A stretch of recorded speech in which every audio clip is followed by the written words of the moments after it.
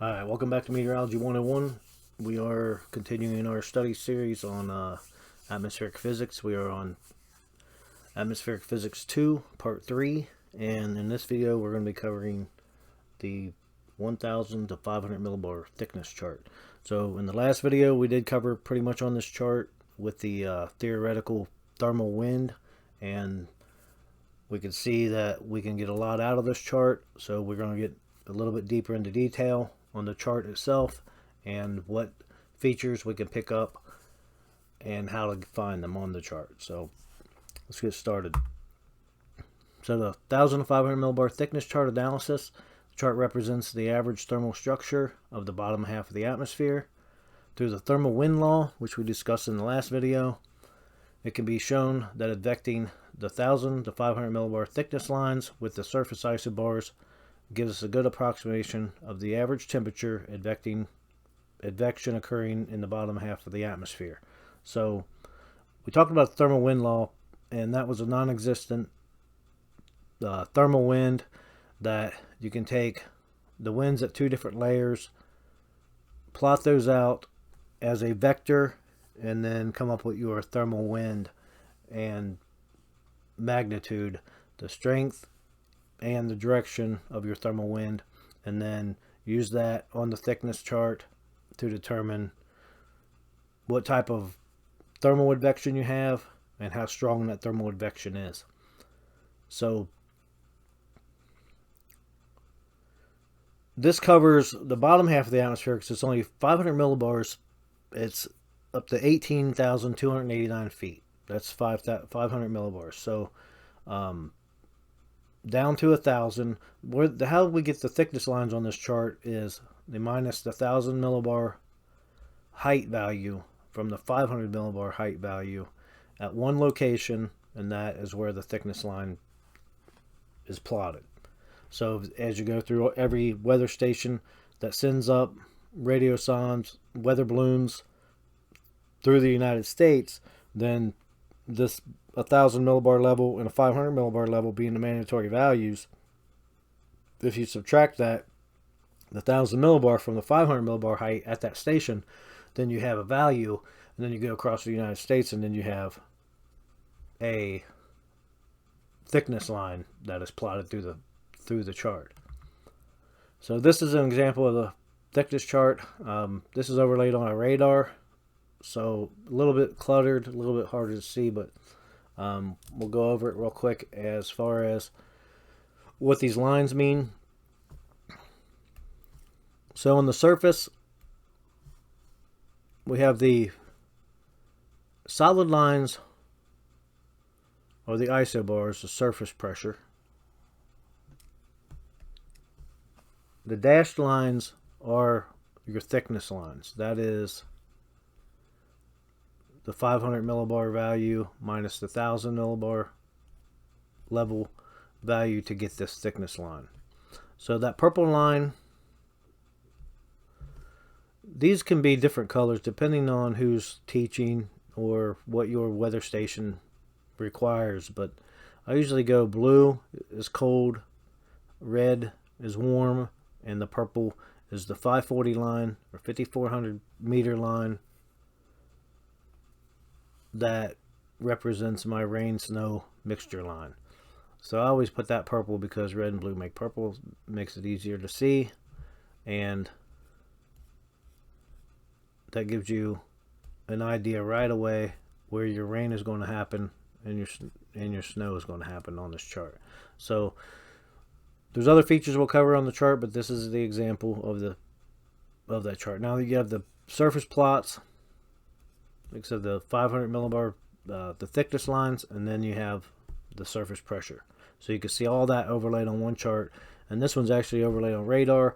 So you can see the low pressure, wraparound moisture. The New England states are getting, we're getting rain at this time. So onshore flow over the northwest, upper elevations, maybe getting some snow, and then looks like low ceilings and rain down in Mexico. Well, broken skies throughout Texas. So we have probably an upper level disturbance going on right there. Since that's high pressure, this should be clear skies. You see in the center of that is clear skies. So with that cloud cover in that area, we have right there is a trough. So we have a little bit of a disturbance in that area causing some cloud cover. So just a quick overview of this chart.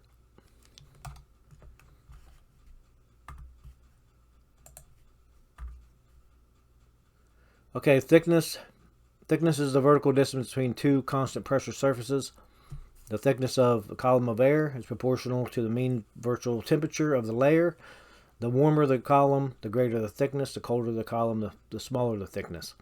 The moisture content will affect the thickness of the column, but has a much smaller impact on the thickness than temperature does. So when you get to warm air advection, you're going to have higher heights. So as we go toward the colder air, let me get back to my chart here. So as we go toward the colder air, we have lower heights. The lower height values. Getting to the warmer air, you have higher height values. So warm air is higher heights, cold air is lower heights. And you will see that pretty much right around your high and low pressure systems. But your north-south temperature gradient is pretty much what causes the jet stream. You have the temperature differences from the north to south that causes the polar jet, and we'll cover that here in a little while. But just remember, warmer air indicates higher heights, colder air indicates lower heights. So for that high pressure system, usually they're associated with colder air. They're more dense, that's why they're higher pressure. That will have lower heights than a low pressure system. It would take a lot more mass, and it would be a heck of a lot more higher pressure for that high pressure to go up into the upper levels.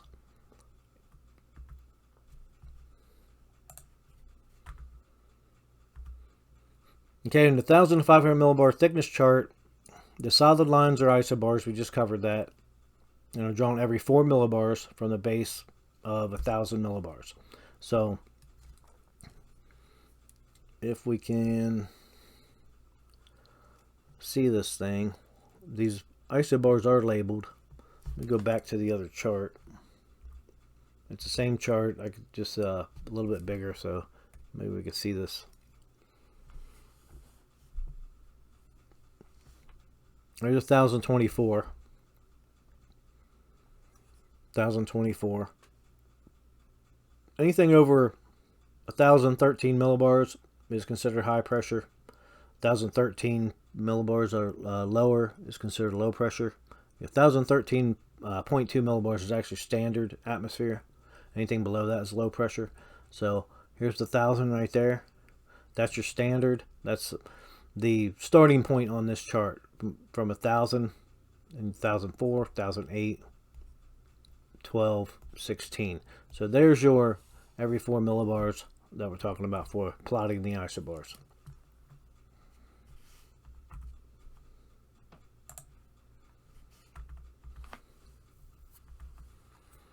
The dashed lines are isopleths of 1,000 to 500 millibar thickness and are drawn every 6 decameters from the base of 550 decameters. Okay, so like we said, was the height is the 500 millibar height minus the 1,000 millibar height equals the height at that station on the thickness chart. So the 558 decameter line is the base. Then you go from there. Right there's a 558. Let me turn my pen on. So there's 558 every 6 decameters.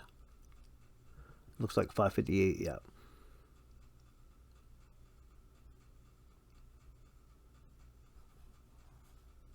$564, $520,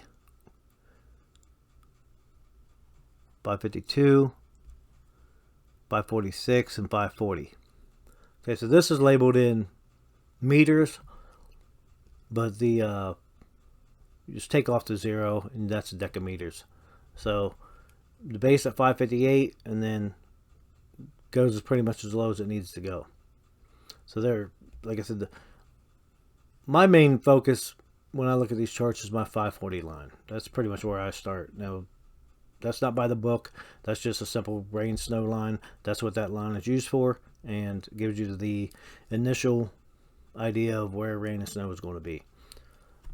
All right, the 1,500 millibar thickness chart is useful for determining the mean temperature advection in the 1,000 to 500 millibar layer.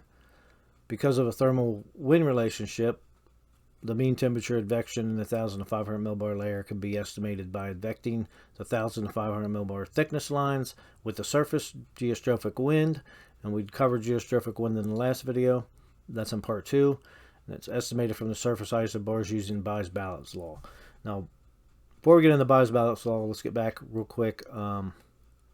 We talk about the advection. We covered it in the last video, but as we look at these charts where the thickness lines cross the isobars.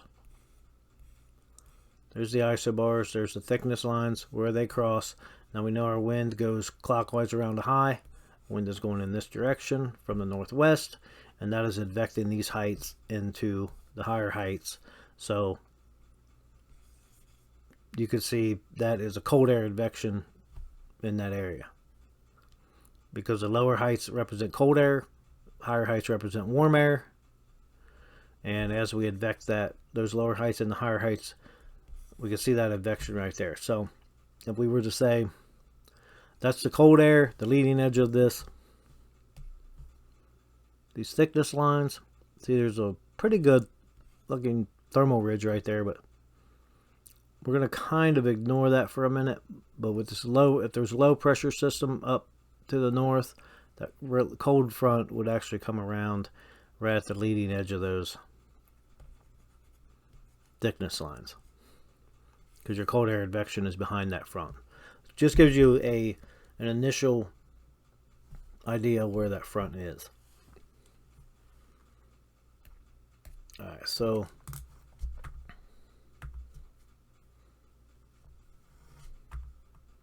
Buys-Ballott law is with the wind to your back, low pressures to the left in the northern hemisphere, because around low pressure the wind blows counterclockwise. Around high pressure it's clockwise. So the wind is going to be going from the south if you're in this area, if you're facing to the north. And then, so if you're standing at that point, the wind is to your back, you're facing that direction, wind is to your back, low pressure is to the left. So that is essentially Buys-Ballott's law. Okay, used to determine the direction using contours and isobars. So once you determine the low pressure is to your left, then you know where the isobars are going into low pressure. The flow is cyclonic, winds turn counterclockwise in the northern hemisphere around the low pressure systems and troughs, and the flow is anticyclonic, the winds turn clockwise in the northern hemisphere around high pressure systems and ridges.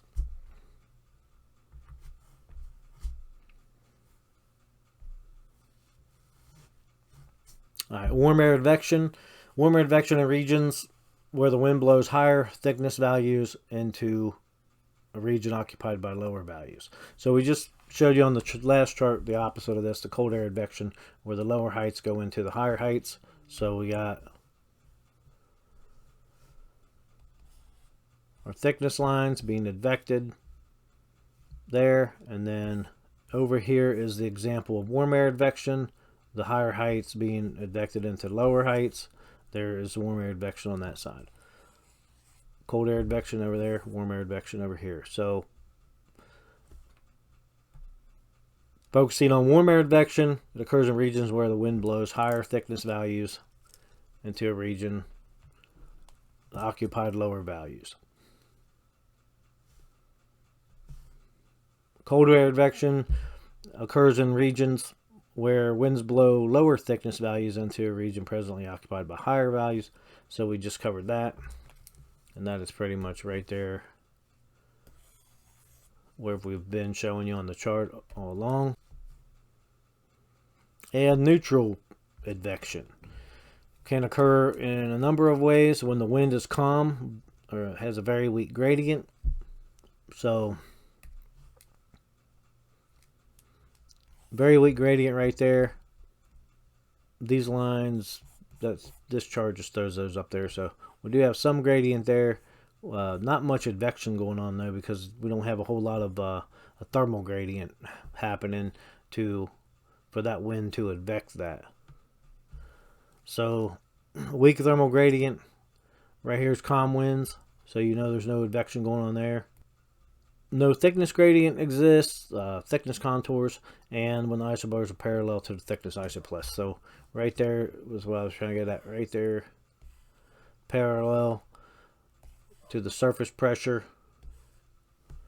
Get rid of that mess. Right there, parallel to that surface pressure, and now there's no advection going on in that area. So that's neutral thermal temperature advection. Pretty much nothing happening.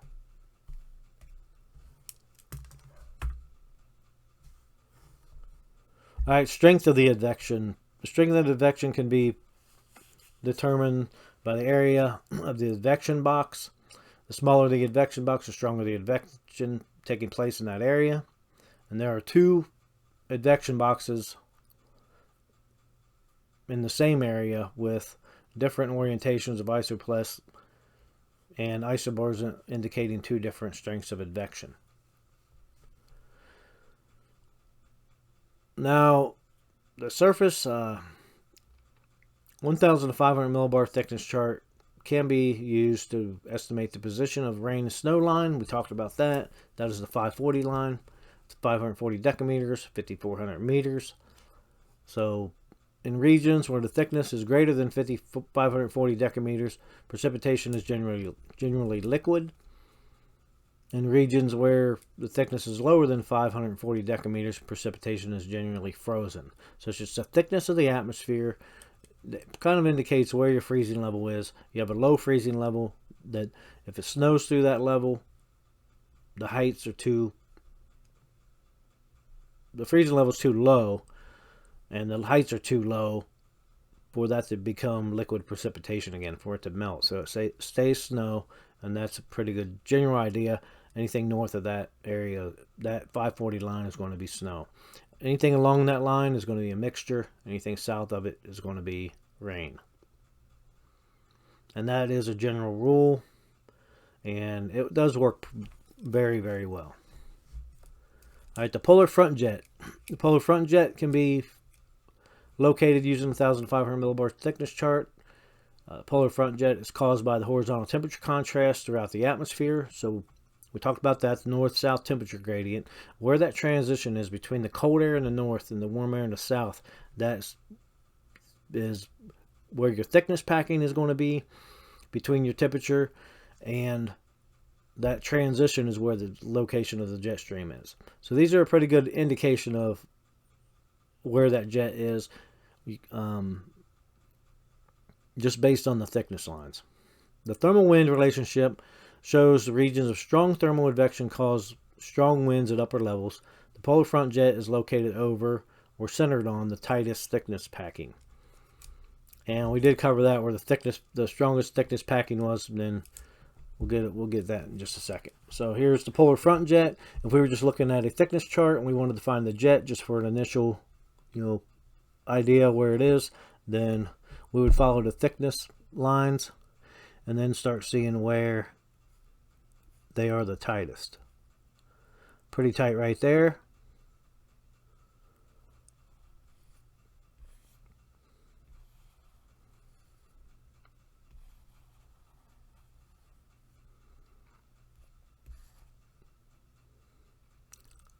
A little mixed right there, but that's here's your thickness, your tightest thickness. So our jet stream will go right through the center of that thickness packing.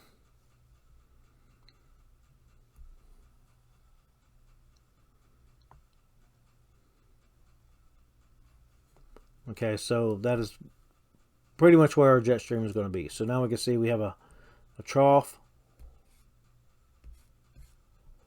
ridging, and a trough. Okay, so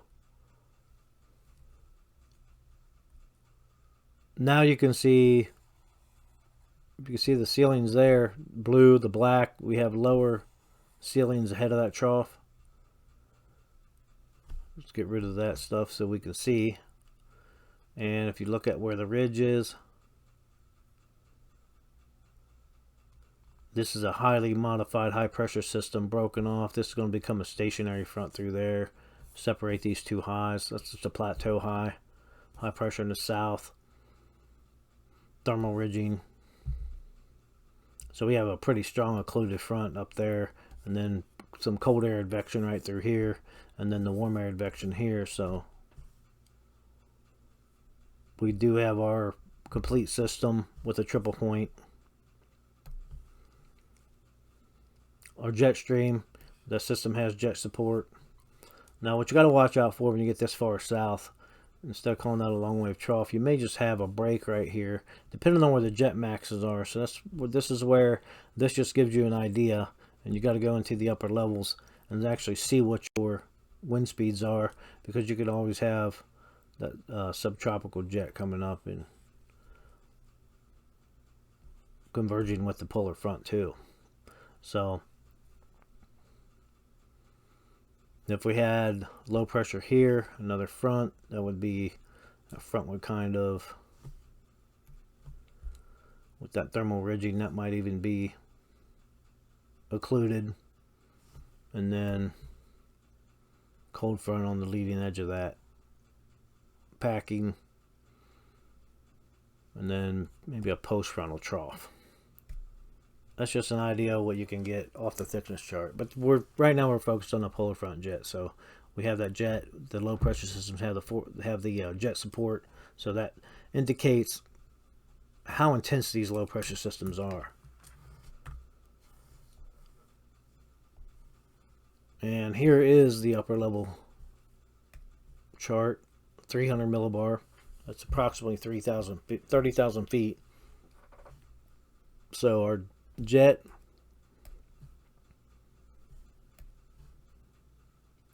will go right through the jet max.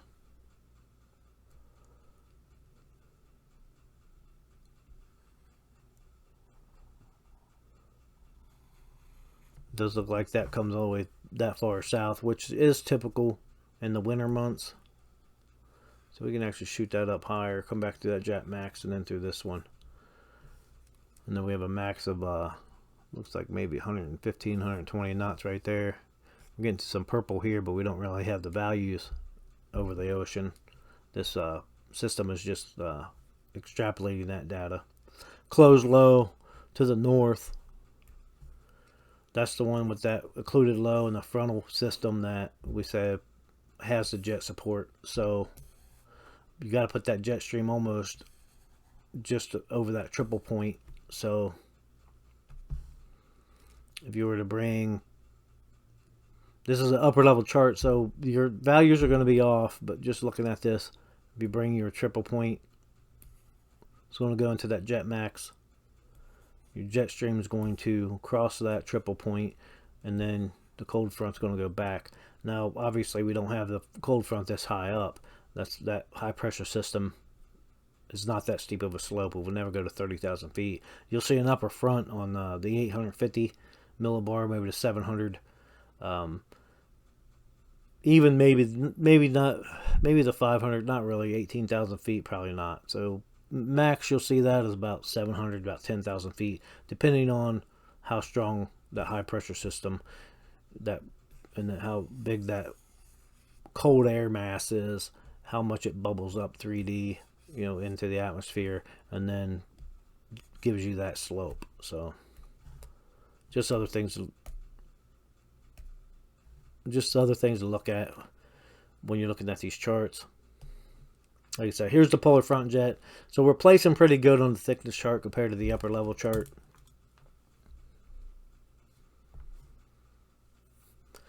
Okay, so surface fronts. Surface fronts can be identified on the thickness chart also based on that thermal advection. We showed you that, where the leading edge of that thickness packing. So surface fronts could be located on the 1,500 millibar thickness chart. A front is a boundary between two air masses. Thickness packing represents the transition zone between the air masses, and the surface front always lies on the warmer side of the thickness packing. So when you're talking about the warmer side of the thickness packing, like I said, let me get back to the turn my pen on before I try to start drawing. Okay, so the warmest side of the thickness packing would be right here. So you have your thickness packing, and like I said, the blue represents cold. And if you had a black and white chart, if you go to the north, it's always colder, lower heights. To the south, it's higher heights and warmer. So the leading edge of that packing is where the front is going to lie. Same thing with the warm front. So if we dropped our warm front down, say this is like a thermal regime, we have the occluded low, and then our triple point, and then we'd have the cold air, and then we'd have the warm air. So our warm air advection is in this area, and the warmest side of that thickness packing is right there. So that's where our warm front would be. So always lies on the warm side of the thickness packing.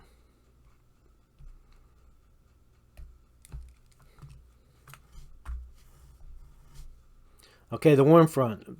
If a warm air advection is occurring in the thickness packing associated with the front is a warm. So the front is a warm front. If cold air advection is occurring in the thickness packing associated with the front, then the front is a cold front. So we pretty much just covered that. Now you're not going to have a cold front come out of a high. I don't care what. Some charts show you some weird stuff on, the continuous front theory and all that. So they do some weird stuff, but I'm always looking for. Let's go trace our packing where they cross the surface isobars. High pressure rotates clockwise around the high in the northern hemisphere. So we have our advection here, and the warm side of the advections right there. So if anything, we may have a warm front here, and then the cold front up further. I'd say this would be more occluded, and then the cold front's going to attach to the warm front, if that was the case on this one. So I don't know what I was trying to do with this chart. This is mainly just pick out the warm front without the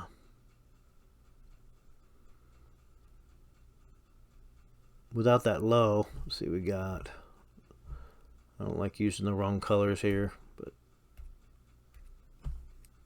we have a low up here. We'd almost have to be, we'd almost have to be going through that ridge as an occlusion. And then going back.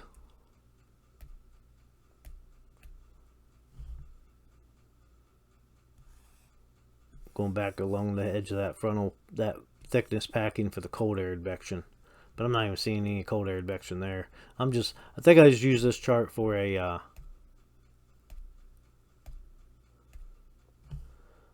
locate the warm front. And pretty much that's it. We covered that on the other chart too. A little bit more clear than this chart. So let's get out of that.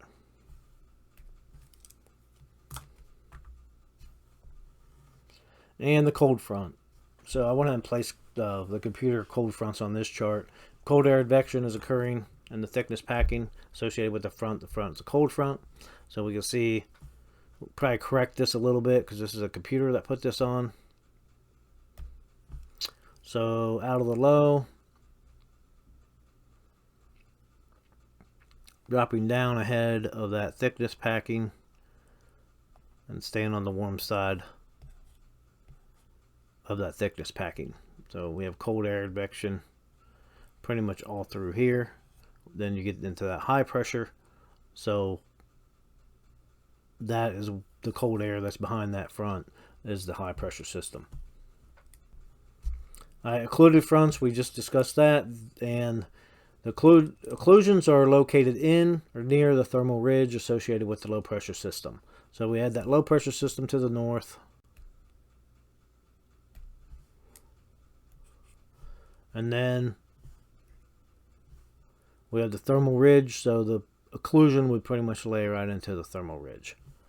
Now, the warm front would come out of that on the warm side of the thickness packing, and then the cold front on the warm side of the thickness packing behind that, with the colder areas behind that front. Okay. I think we pretty much covered everything we need to on the thickness chart. If you have any questions, just put them in the comments. Like I said, I think we covered most of it. Between this video and the last video, I think any feature you're looking for, you can find on the thickness chart as a start. Analyze the thickness chart, and then get your surface chart. Start pulling out the details, what these station plots are, what your readings are at these station plots, temperatures, dew points, and then cloud cover, station pressure, exactly where these isobars land, and then you can pull out even smaller details on that stuff to help you place all your features, surface fronts, the jet stream, anything you need a little bit better using that surface chart. So we're going to end the video here. I want to say thanks for watching, and like the video, subscribe, and get your head in the clouds.